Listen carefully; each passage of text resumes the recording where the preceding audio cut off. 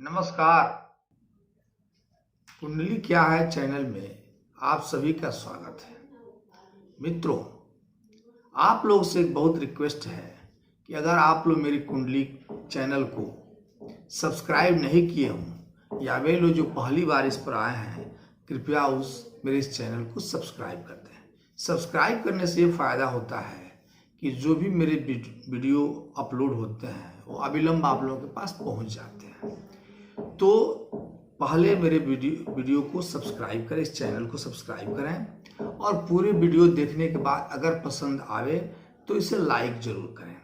आज हम लोग एक बहुत ही महत्वपूर्ण विषय वस्तु को लेकर आए हैं, संतान योग के बारे में। संतान योग एक्चुअली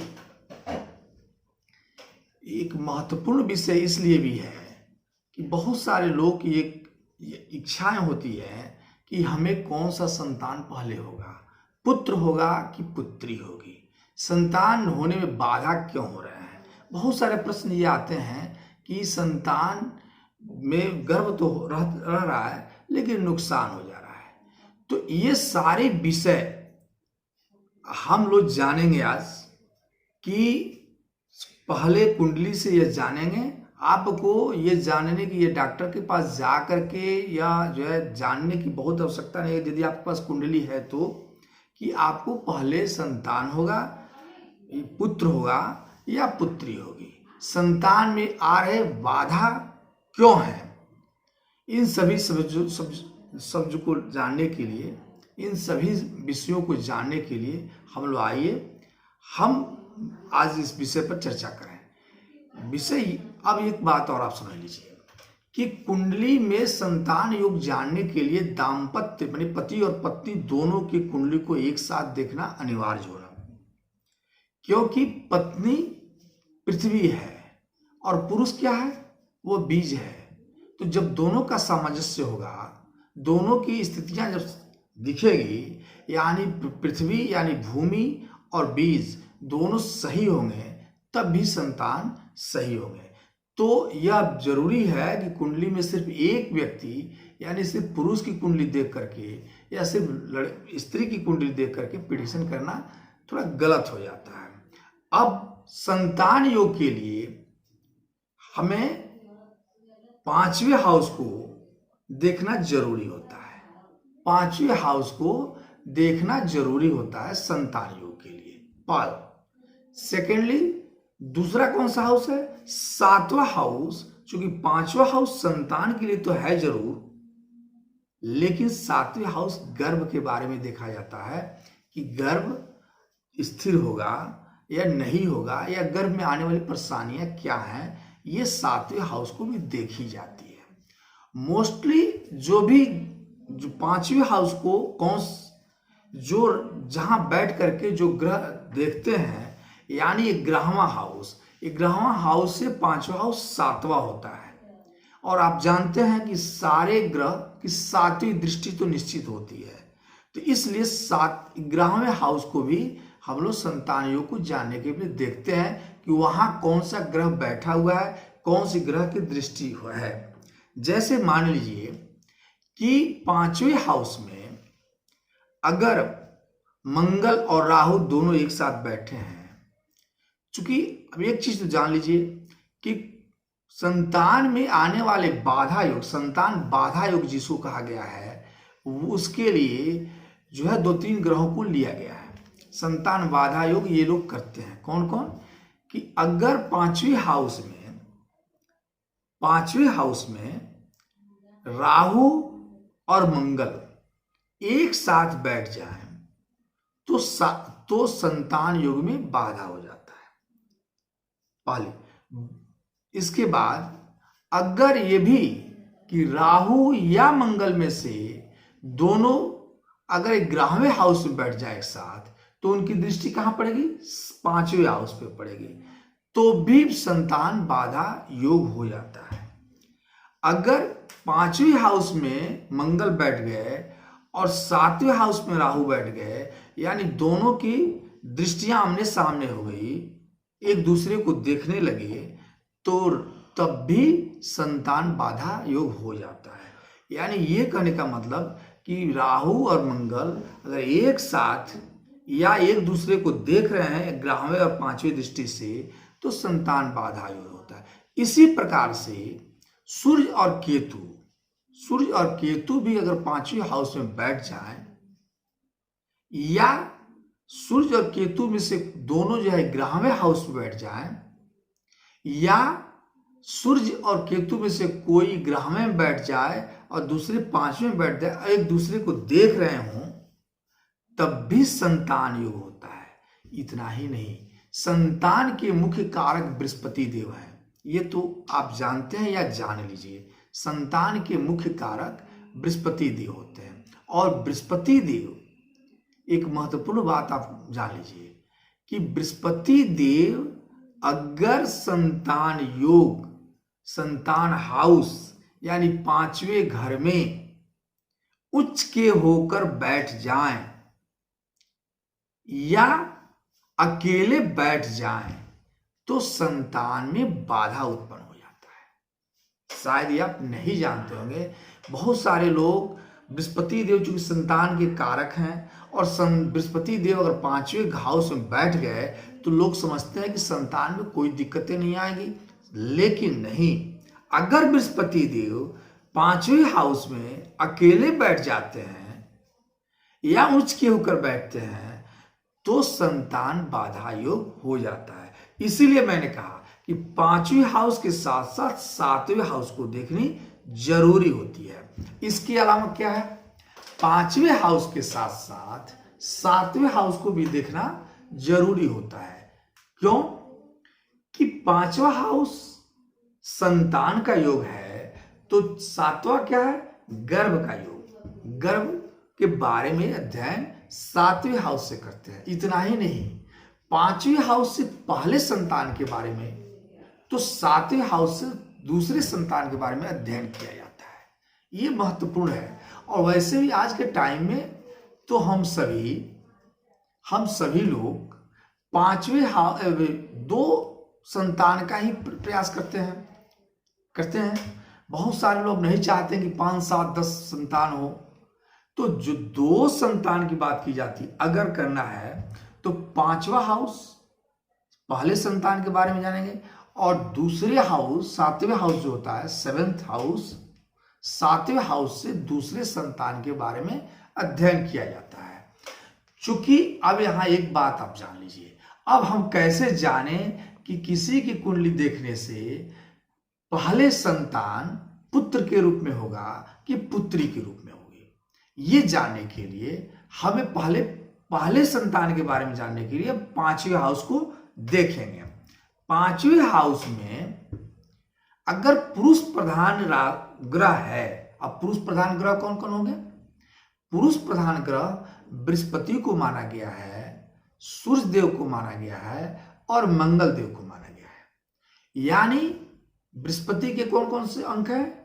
तो 9 और 12, और सूर्यदेव 5 और मंगल देव को 1 और 8 अंक जो मिले हैं। यानी मेष राशि और वृश्चिक राशि, धनु राशि और मीन राशि और सिंह राशि, ये जो राशियां हैं ये अगर 5वें हाउस में हो, यानी 1 अंक हो अगर 5वें हाउस में, 8 अंक हो 5वें हाउस में, तो माने ये पुरुष प्रधान हो गए। तो पुरुष प्रधान में कौन से ग्रह हो गए? सूर्य देव, बृहस्पति देव और मंगल देव। तीनों अगर 5वें हाउस में, तीनों में से कोई बैठा हो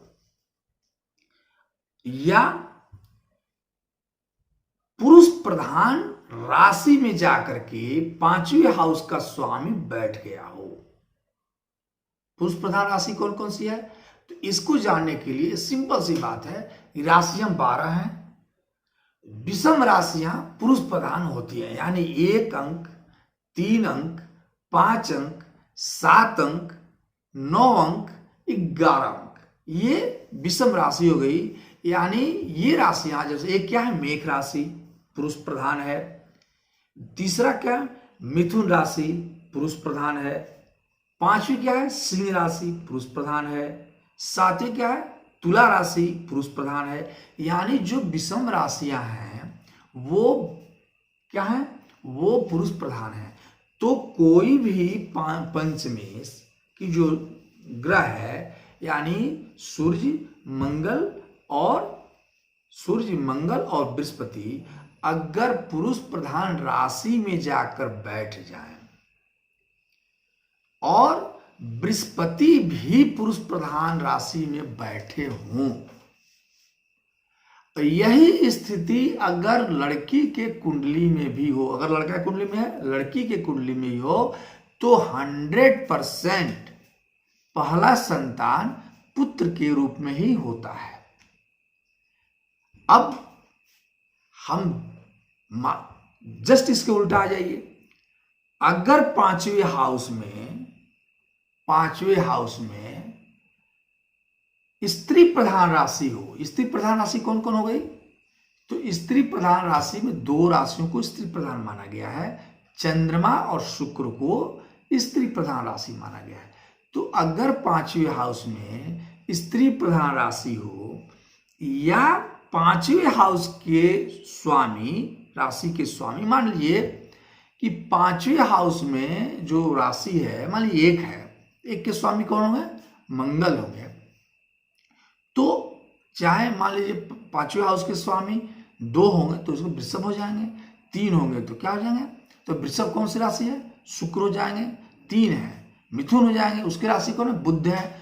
तो यानी 5वें हाउस के राशि के स्वामी पुरुष प्रधान स्त्री प्रधान राशि में जाकर बैठ जाए। पहले 5वें हाउस में स्त्री प्रधान राशि हो, ग्रह हो, सॉरी, और वो कहां जाकर बैठे? स्त्री प्रधान राशि में बैठे। स्त्री प्रधान राशियां कौन कौन सी हो गई? तो जो सम राशियां होती हैं वो स्त्री प्रधान राशियां होती हैं, जैसे 2, 4, 6, 8, 10, 12, यानी वृषभ, कर्क और इस तरह से जो है 6ठा कन्या, फिर आ जाओ वृश्चिक, 8वीं राशि को वृश्चिक हो गई, फिर हो जाए मकर हो जाएंगे, अब फिर हो जाएगी मीन। ये सम राशियां हैं, ये स्त्री प्रधान राशियां हैं। ये स्त्री प्रधान राशियां इनमें जाकर के स्त्री प्रधान ग्रह बैठ जाएं, बृहस्पति देव भी स्त्री प्रधान राशियों में बैठे हों, यही स्थिति लड़की के साथ हो, दोनों की कुंडली मिलान करना है, तो 100% बिना डॉक्टर के यहां गए, बिना गर्भ की जानकारी लिए, बिना जांच कराए आप जान सकते हैं कि ये बच्ची ही पैदा होगी। ठीक उसी तरह से दूसरे संतान के बारे में जानना होगा तो हम लोग 7वें हाउस में आएंगे। 7वें हाउस को दूसरे संतान के बारे में अध्ययन किया जाता है, पहले मैं बताया हूं, और उसके लिए भी जस्ट जो पहले नियम है उसी नियम को दूसरे हाउस में भी देखा जाता है। 7वें हाउस में, सॉरी 7वें हाउस में, यानी 7वें हाउस में भी 7वां हाउस का स्वामी, 7वें हाउस का स्वामी या तो पुरुष प्रधान राशि के साथ बैठा हो, स्वयं पुरुष प्रधान हो, या पुरुष प्रधान राशि यानी इसके स्वामी यानी ग्रह के साथ बैठा हो, स्वयं पुरुष प्रधान हो, बृहस्पति के साथ बैठे, बृहस्पति भी पुरुष प्रधान हो, तो पुत्र, दूसरा पुत्र होगा।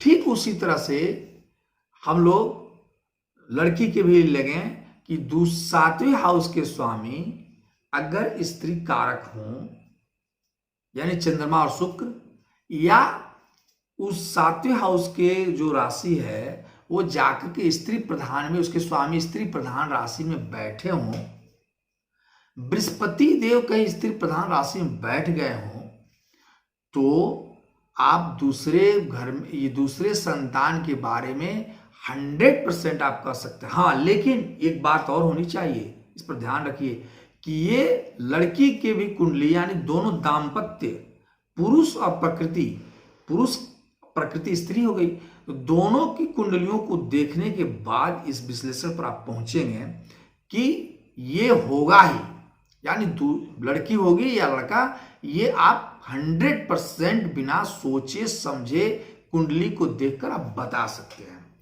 चूंकि अब मैं एक बात बता दूं आपसे कि मेरी ये जो है यह लंबा टॉपिक है, इसलिए हम लोग नेक्स्ट डे ये जानेंगे अगले वीडियो में कि अगर संतान प्राप्ति में बाधा आते हैं तो उसके लिए हम लोग क्या उपाय कर सकते हैं।